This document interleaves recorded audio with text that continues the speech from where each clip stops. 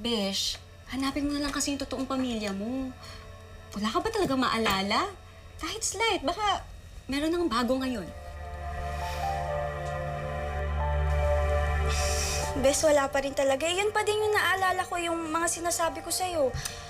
Yung birthday party. Tapos, may kumakanta sa aking happy birthday. Tapos, yung chocolate fountain. Tapos yung peryahan. Yung pariyahan. Kakabanggit mo lang sa akin yan. Tsaka yung park. 'Di ba?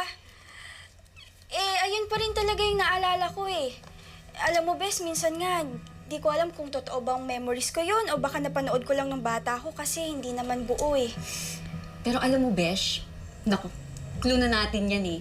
Tara, hanapin na natin yung pamilya mo. Ayaw mo ba? Diyan naman ako eh. Tara. Besh, gustong-gusto ko talaga kasi sino namang hindi, 'di ba?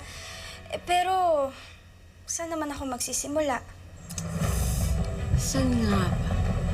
Isip tayo.